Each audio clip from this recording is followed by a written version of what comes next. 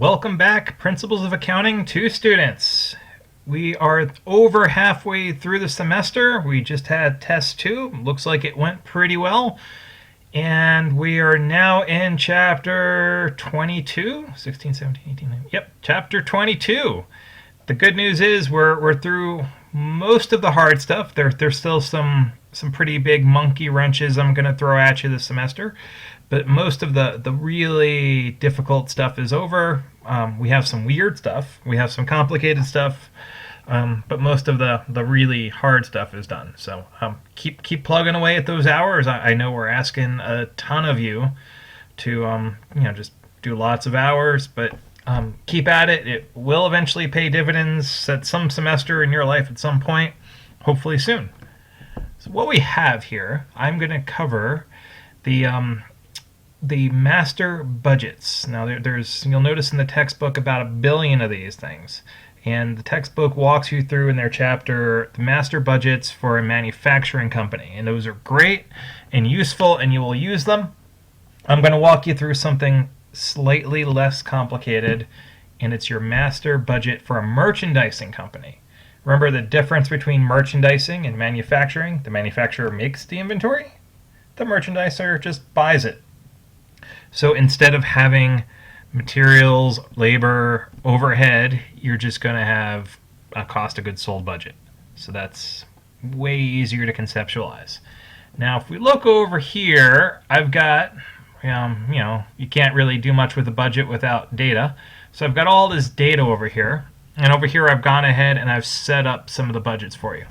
I've done something else a little bit different than what the textbook does, but just a touch. And what we're doing is we have this cash receipts from customer, and that's probably the worst circling that you've ever seen in your life. But this budget here, I'm just going to erase that. That's just ugly. This cash receipts from customer, there we go. Okay, sorry, I'm working without a mouse today. This budget in the textbook is a separate budget. And what we do by convention in this class, otherwise you're doing 400 pages on a test, is we usually just put the cash receipts and the cash payments, and you're going to see this all the way down the page, right next to the sales budget. You're going to see it right next to the inventory purchases budget, all the way down. There we go. Here's your cash payments for suppliers. So we'll walk you through that, how to do that, because it's probably something you're going to see on a test is going to be my bet. But let's go back to our data here. What do we have? We have December units sold. So this is saying that in December we sold 500 units. If you look over here, well, January, February, March, well, why do we need that? We'll get there. Sales price means that we're selling each unit for $200. So if you take your 500 units times $200, hopefully you'll get $100,000, which is your December sales. I also have November sales here. Why? We might need that. Remember, we care about January, February, March. So these here, so remember with budgets, very important concept, budgets are the future. And we predict the future based on past data and assumptions. So these are past data. These are past. These are coming. All right, expected monthly sales increase. I'm making this relatively straightforward and saying we're projecting sales to increase 10% a month every month through January, February, March. Is that realistic? Well, that's a different issue, but it's possible, right? They might be lumpier sometimes. Sometimes they'll go down certain months, but for this model, we're expecting a 10% increase in sales. All right, what do we have? We have percentage of cash sales. Now, if you remember, some sales are cash, some sales are credit. Now, a credit card is not a credit sale. All right, credit means you're going to pay, I'm going to extend as a manufacturer or merchandiser, store credit to you, and you're going to pay me back in a certain period of time. So with a credit card, you get the cash immediately. The credit card company is the third party. But mostly in business, especially if you're doing business to business type stuff, you're extending credit to the people purchasing from you. All right, so if I have 40% cash sales, what are my credit sales? Well, let's see. Sales can either be cash or credit. So 100% of sales minus 40%. means 60, and I'm going to have to go over here. Now I'm going to do a little bit of massaging. 60. There we go. 60%, which means 100% of sales are either cash or credit. Nice. All right. What do we got? I've got collection of receivables. So I sell somebody something, and they're either going to pay me in 30, 60, or 90 days. Some of the more complicated models, well, what if they don't pay you after 90 days? Then you have to write it off, and you take off receivables. We're not going to deal with all that stuff here. So, based on what we have so far, we can complete the sales budget. So what we do with the sales budget is we project sales. All right, so the first thing they're wanting to know is what are the units that are going to be sold in January? How do we get that? Well, we go, all right. I know in December we sold 500 units, right? And I know that we expect sales to increase 10% a month. So check out our formula here, right? We got C2, which is the 500 units times 1 plus C6. That's basically 1 plus 10%, or 1.10, which should get us, when we hit enter, 550 sales for January. I'm going to do a couple other fancy things here. Let's see, we always want to take C2. Actually, let's not even do it that way. Okay, so February, we're going to take January sales. 1 plus the expected sales increase. All right, so we had 550 in January. It should be about 565, I think. 605, yeah, that's right. 605. I'm not doing math in my head today. It's just too close to spring break. I'm also going to do this real quick. And then I should be able to drag that over to March. 665 should be 10% higher than February sales. So these are how many units we're going to be sold. Now be careful with your total columns. Sometimes you don't total. What? Yeah, it's weird. But here we want to know, what the question we're asking is, what were our sales for the quarter? That's easy. You just add these three up. And then I'm going to do one more thing, which is a little bit strange, maybe to you guys. I'm going to do all round numbers. Now remember, these are not dollars. No decimals. There we go. So we sold 1,821 units. What's our sales price? What's lucky about this model is we're not changing our sales price. Sometimes we do. We put things on sale, we raise the sale, we raise prices, but let's just teach you something straightforward for a change. Sales price is going to be $200 across the board. Now, remember, $200 is a dollar, so I'm going to go ahead and format this correctly. Now, what's our total? Our total is not $600. Our total is $200. That's important, right? Because we're selling 1,821 units for $200 each is what we're saying. So that's where you have to be a little careful with the total signs. All right. So then, what are our total sales for January? I'm going to do this starting from the bottom, going to the top. Our total sales, well, if I sold 550 units for $200 and I went across like this and I formatted it in dollars and maybe shrunk this down a little bit, what's going on here? That's not okay. Come on. There we go. Trying to get this all on one screen for you guys.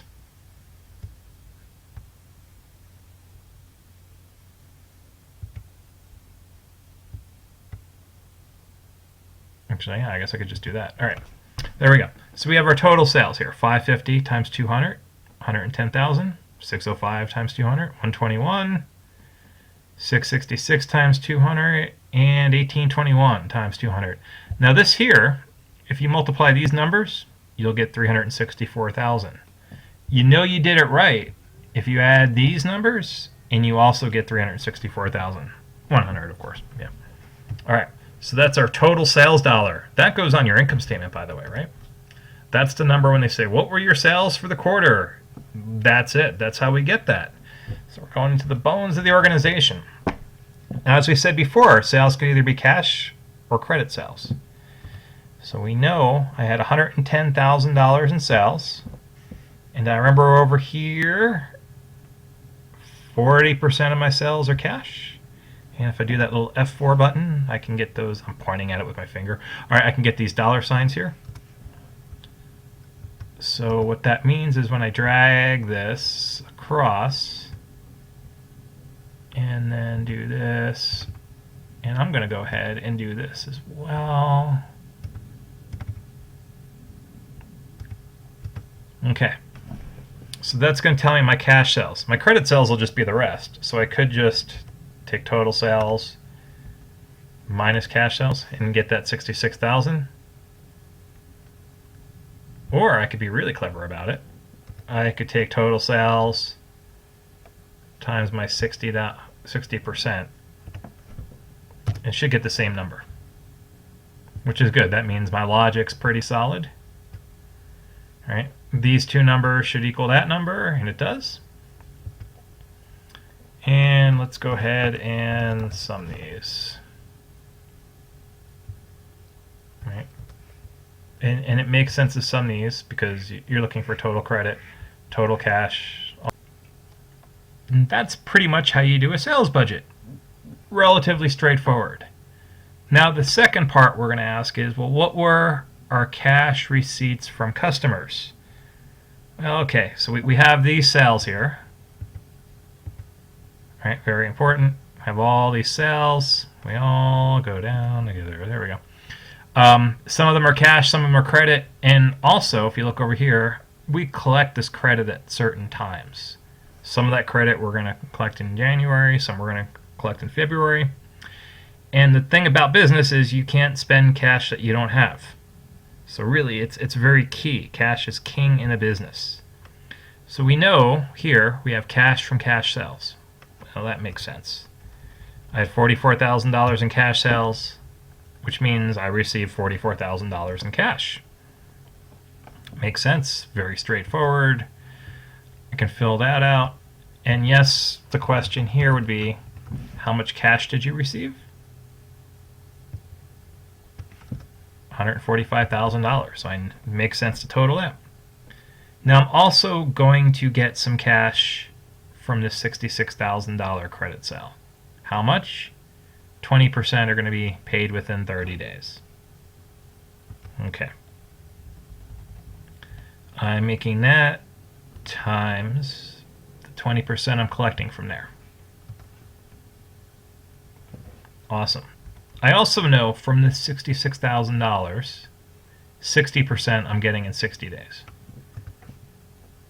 66,000 times 60 days.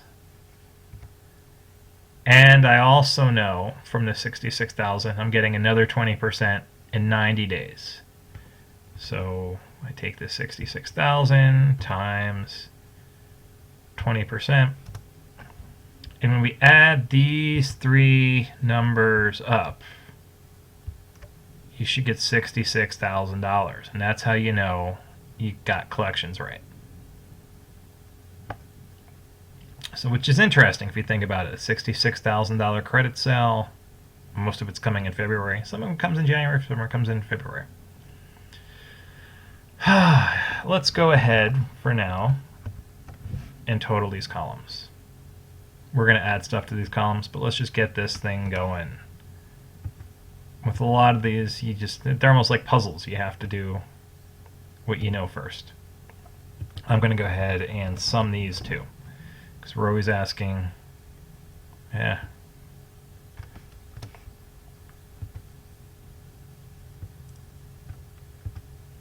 Okay. Now we have some blanks here. So we have second month's credit collections. What is a second month's credit collection in January? Well, that's going to be sales in December that were credit sales that you're collecting in January. And that's going to be significant, right? So what we want to do, we want to take December sales, which I gave you. See, I gave you these numbers for a reason. Now, of those sales, we know that 60% are credit. And of the credit sales, 60% are collected. So we're collecting $36,000 in January that we sold in February. That we sold in December. Blah, blah, blah, blah. All right. So in February, third month. So again, that's December sales that were on credit that we collected in February. And if you remember, December sales on credit, which should be $60,000, 36, 46, 48. You would have collected 12 in December. That's 60. So we know we did that right. What's your third month collections in January? Well, let's see. We sold something in November. We collected it in November, December, and January. So this is going to be your November sales. See how I gave you all these numbers? Percentage of credit sales collected within 90 days. So this tells us that we know we're getting $102,800 in cash in January, which is good, right? Out of $110,000 in sales, but our cash is looking good, I guess. I don't know. All right, so in February, what do we got? We've got our first month's credit collection. So these are going to be your credit sales in February multiplied by the 30 days you're going to collect in February. Now down here, the second month's, you got your February credit sales times your 60. And I'm going to go over here. Well, actually, I'm not going to go over there. We'll do that later. We have a receivable here somewhere. We'll get to that in a minute. Actually, we won't get to that in a minute. We'll get to that in a different video. All right, so then in March, we finally have March's credit sales times, and this is in March, so it's going to be 30 days.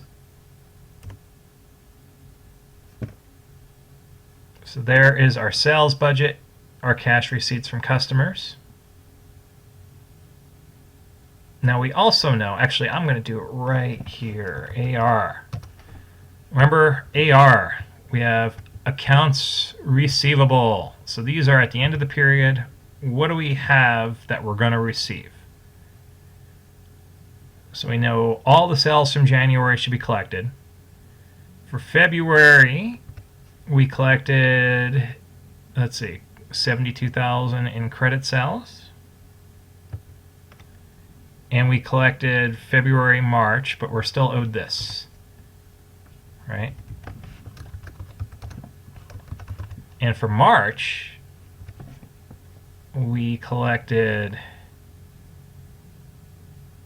79, or we sold 79,860 in credit. We collected 70, so we are owed 80%. All right.